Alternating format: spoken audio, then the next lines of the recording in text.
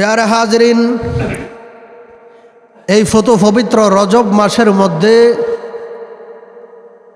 আমার আল্লাহ তাআলা আল্লাহর প্যারা হাবিব আহমদ মুস্তফা মোহাম্মদ মুজতবা হুজুরপুর নূর হাবিবুল্লাহ সাল্লাল্লাহু তাআলা আলাইহি ওয়াসাল্লামকে আমার আল্লাহ মেরাজ গমন করিয়েছেন।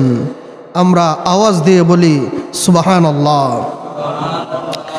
এই পৃথিবীর জমিনে আল্লাহ পাক অসংখ্য অগণিত নবী এবং রাসূল, আল্লাহ পাকের পয়গম্বর এই পৃথিবীর জমিনে আল্লাহ প্রেরণ করেছেন। কাউকে আমার আল্লাহ এই মুআজিজা দান করেন নাই, যেই মুআজিজা আমার আপনার দয়াল নবীকে আল্লাহ দান করেছেন। সর্ববৃহৎ মুআজিজা হচ্ছে মেরাজ গমন করা। সুবহানাল্লাহ।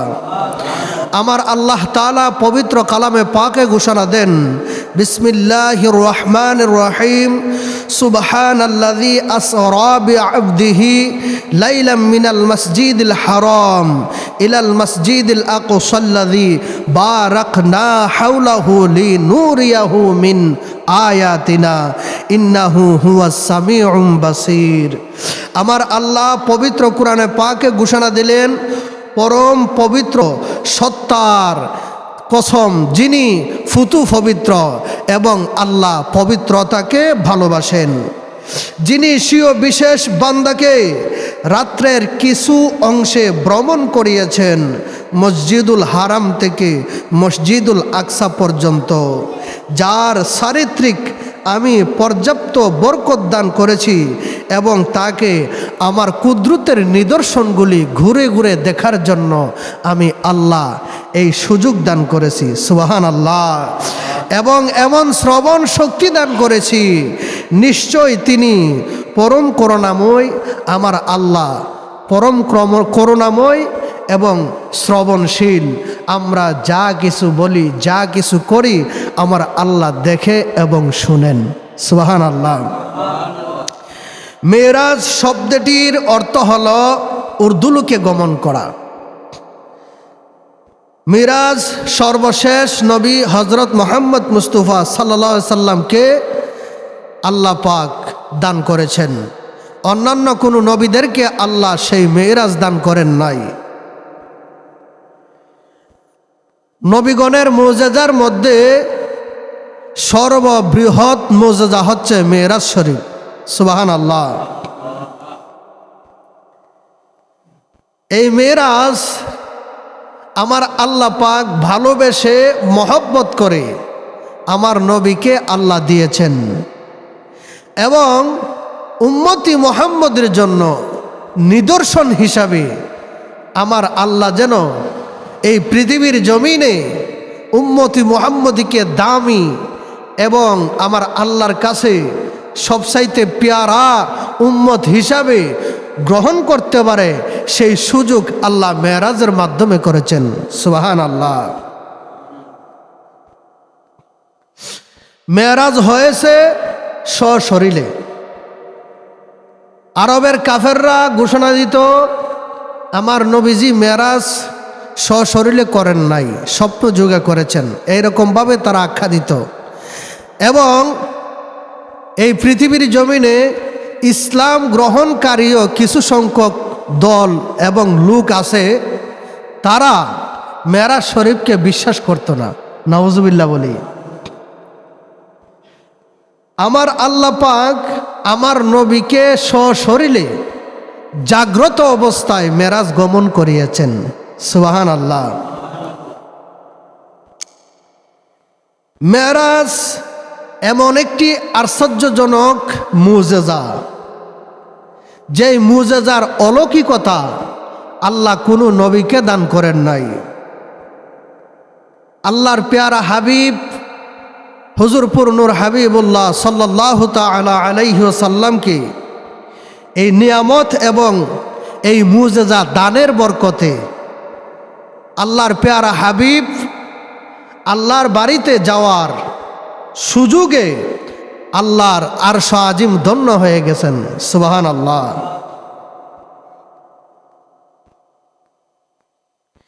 পেয়ারা হাজরিন,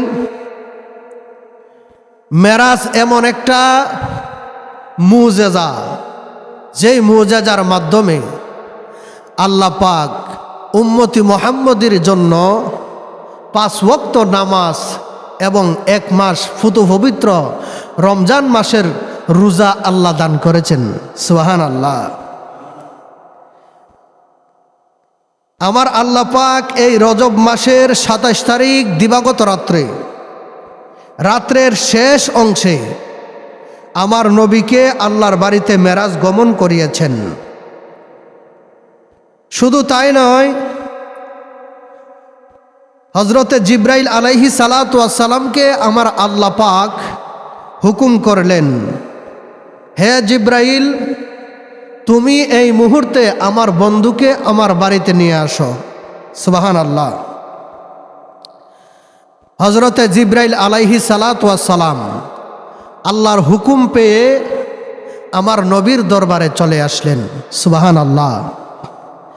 আমার নবীজি ওনার আফন চাচাতো বোন উম্মে হানির ঘরের মধ্যে আমার নবী শুয়ে আরাম করতেছেন। সুবহানাল্লাহ।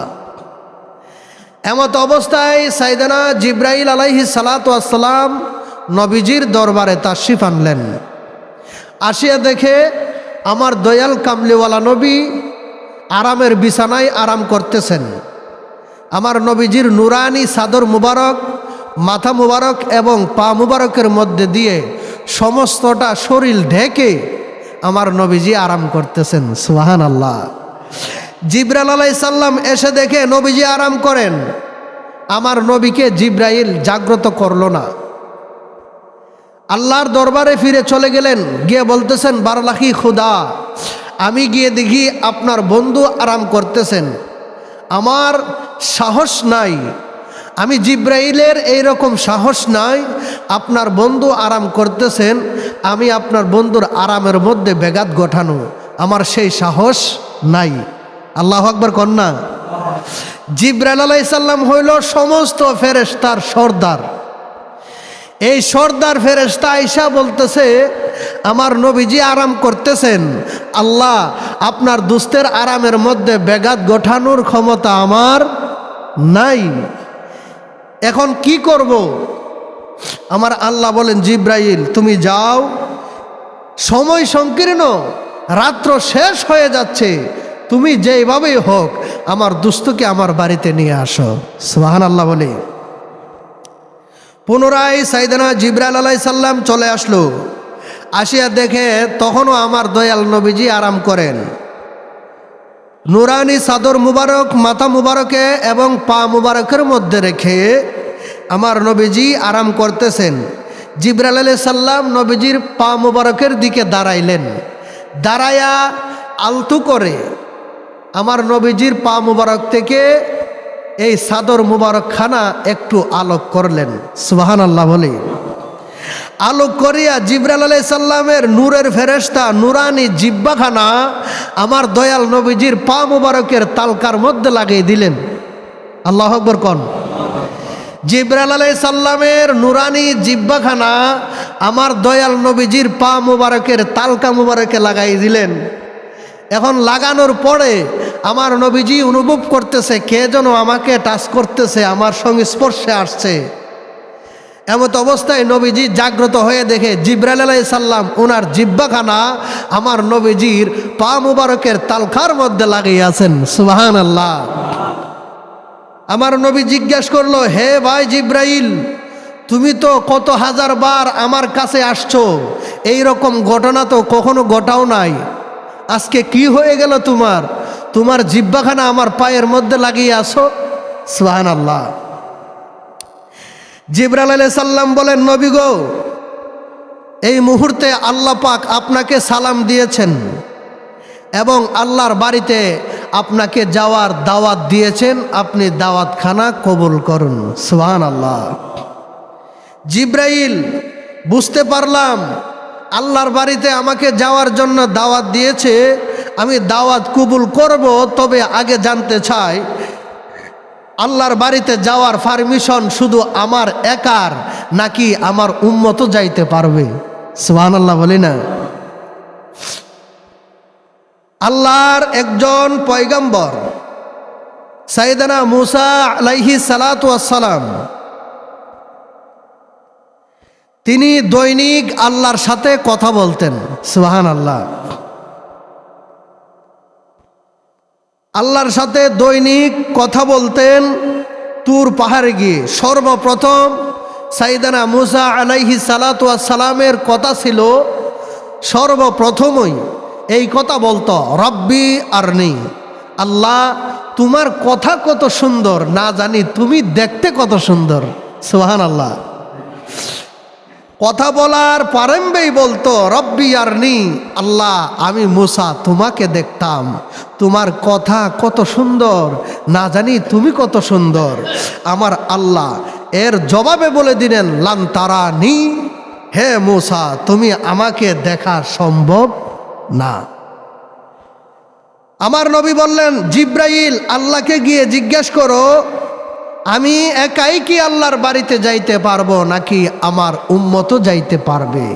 সুবহানাল্লাহ।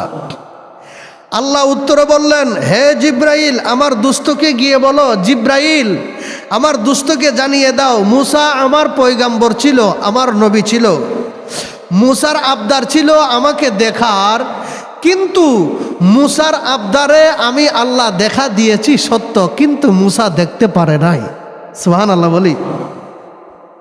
কিভাবে? বলতো রব্বি আরনি, আল্লাহ আপনাকে দেখতাম, আল্লাহ বলতো লান তারানি, আমাকে দেখা তোমার পক্ষে সম্ভব নয়। মুসা আলাইহিস সালাম আল্লাহর সাথে জেদ ধরলেন, আমি আপনাকে দেখবই দেখব, এবার যা হোক, যদি আপনি আমাকে দেখা না দেন তাহলে আমি যে আপনার নবী, এই নবুয়াতির আমার দরকার নাই। সুবহানাল্লাহ বলি। মুসা আলাইহিস সালাতু ওয়াস সালাম যখন আল্লাহর সাথে এই জেদ ধরলেন যে আমি আপনাকে দেখবই দেখব, মুসা আলাইহিস সালামের এই ওয়াদা রক্ষার্থে, এই জেদ রক্ষার্থে আমার আল্লাহ বললেন মুসা যাও তোমার সাথে আমি দেখা দিব। দিন তারিখ ঠিক হইল, আল্লাহ পাক মুসা আলাইহিস সালাতু ওয়াস সালামের সাথে সাক্ষাৎ করবেন। আমার আল্লাহ দিন তারিখ ঠিক অনুযায়ী মুসাকে আসতে বললেন। মুসা আলাইহিস সালাম তুর পাহাড়ে আসলো। প্রত্যেক দিন যখন আমার আল্লাহর সাথে মুসা আলাইহিস সালাতু ওয়াস সালাম কথা বলবেন, প্রত্যেক দিন উনার জুতা পরিহিত অবস্থায় তুর পাহাড়ে উঠতে পারত। সুবহানাল্লাহ বলি না। আজকে আমার আল্লাহকে মুসা আলাইহিস সালাতু ওয়াস সালাম দেখবেন, তুর পাহাড়ে যখন জুতা নিয়ে উঠা আরম্ভ করলো, আমার আল্লাহ মুসাকে ধমক দিল, হে মুসা অন্য দিনের আচার ব্যবহার আর আজকের আচার ব্যবহারের মধ্যে তোমার পার্থক্য আছে। কি? তুমি এই মুহূর্তে তোমার পায়ের জুতাগুলি খুলে ফেলো। সুবহানাল্লাহ। আল্লাহ জুতা খুলে কি করব? জুতা খুলে তোমার দুইটা জুতা দুই বগল তোলার মধ্যে রাখবা যাতে হারাই না যায়। সুবহানাল্লাহ। আল্লাহ জুতা আবার বগল তোলার মধ্যে রাখবো কেন? আবার হারাইও না যায়। কারণ কি? আমার আল্লাহ বলে কারণ পরে বুঝবা, কারণ এখন আমি যা বলি তুমি তাই করো, নয়তো তোমার সাথে আমি দেখা দিব না। এখন দেখা দেওয়ার জন্য বা আল্লাহকে দেখার জন্য আমার আল্লাহর যত শর্ত আছে মুসা আলাইহিস সালাম মানতে লাগলো। আল্লাহু আকবার। জুতাগুলি খুলে যখন সাইয়েদনা মুসা কালিমুল্লাহ আলাইহিস সালাতু ওয়াস সালাম উনার বুগল তলার মধ্যে রাখলেন, রাখিয়া তুর পাহাড়ের চূড়ায় উঠলেন। এর উপরে আর উঠা যাবে না, সর্বোপরি উপরে উঠতেন। উঠিয়া বলতেছেন আল্লাহ আমি প্রস্তুত আছি, আপনি আমাকে দেখা দেন। আমার আল্লাহ বলে তুমি কি প্রস্তুত? মুসা আলাইহিস সালাম বলে হ্যাঁ আমি প্রস্তুত আছি, আপনি আমাকে দেখা দেন। আপনার দেখার জন্য, আপনাকে দেখার জন্য আমি মুসা আলাইহিস সালাম পাগল পাড়া হয়ে আছে, আপনি দেখা দেন। প্যারা হাজরেন, আমার আল্লাহ পাক মুসা আলাইহিস সালাতু ওয়াস সালামকে দেখা দিবেন। এই দেখা দেওয়ার জন্য মুসা আলাইহিস সালাতু ওয়াস সালাম এবং আমার আল্লাহ পাকের মধ্যে আমার আল্লাহ ৭০,০০০ নূরের পর্দা লাগাই দিছেন। সুবহানাল্লাহ বলি। কয় হাজার? ৭০,০০০ নূরের পর্দা লাগাই দিছেন। একটা পর্দা থেকে আরেকটা পর্দার দূরত্ব হচ্ছে ৫০০ বছরের রাস্তা। সুবহানাল্লাহ। কয়শো বছরের রাস্তা? 500 বছরের রাস্তা।